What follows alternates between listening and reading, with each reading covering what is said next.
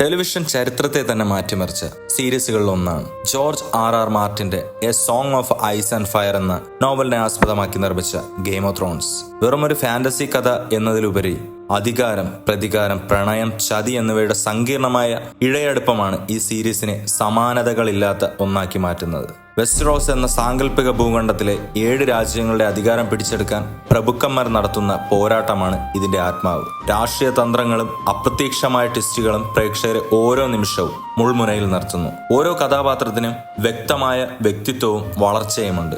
John Snow, Daenerys Targaryen, Tyrion Lannister, Arya Stark എന്നിവർ വെറും ഒരു സിനിമാ കഥാപാത്രങ്ങൾ എന്നതിലുപരി ആരാധകരുടെ വികാരമായി മാറി. ആരും പൂർണ്ണമായും നല്ലവരോ ചീത്തയോ അല്ല എന്ന യാഥാർത്ഥ്യമാണ് ഇതിനെ കൂടുതൽ മികവുറ്റതാക്കുന്നത്. ഒരു സിനിമയെ വെല്ലുന്ന രീതിയിലുള്ള മേക്കിംഗ് ആണ് ഇതിന്റെ ഹൈലൈറ്റ്. അതിമനോഹരമായ ലൊക്കേഷനുകൾ, വസ്ത്രാലങ്കാരം, പ്രത്യേകിച്ച് ഡ്രാഗണുകളുടെയും വൈറ്റ് വാക്കേഴ്സിന്റെയും വിഷ്വൽ എഫക്റ്റുകൾ എന്നിവ ടെലിവിഷൻ ലോകത്ത് പുതിയ വിപ്ലവം സൃഷ്ടിച്ചു. ഒരു പ്രധാന കഥാപാത്രം പോലും ഏത് നിമിഷവും കൊല്ലപ്പെടാം എന്ന രീതിയിലുള്ള തിരക്കഥയാണ് ഈ സീരീസിന്റെ കരുത്ത്. ഇത് പ്രേക്ഷകരെ ആകാംക്ഷയുടെ കൊടുമുടിയിലെത്തിക്കുന്നു. രാമൻ ജവാദി ഒരുക്കിയ ആവേശമുണർത്തുന്ന സംഗീതം, പ്രത്യേകിച്ച് സീരീസിന്റെ ടൈറ്റിൽ ട്രാക്ക് ഇന്നും ആരാധകരുടെ പ്രിയപ്പെട്ടതാണ്. അവസാന സീസണുകളെ കുറിച്ച് ചിലർക്ക് അഭിപ്രായ വ്യത്യാസം ഉണ്ടെങ്കിലും ഒരു കലാസൃഷ്ടി എന്ന നിലയിൽ ഗെയിം ഓഫ് ത്രോൺസ് നൽകുന്ന അനുഭവം അതുല്യമാണ്. ഇതിഹാസ കഥകൾ ഇഷ്ടപ്പെടുന്നവർ തീർച്ചയായും കണ്ടിരിക്കേണ്ട ഒരു വിരുന്നാണിത്.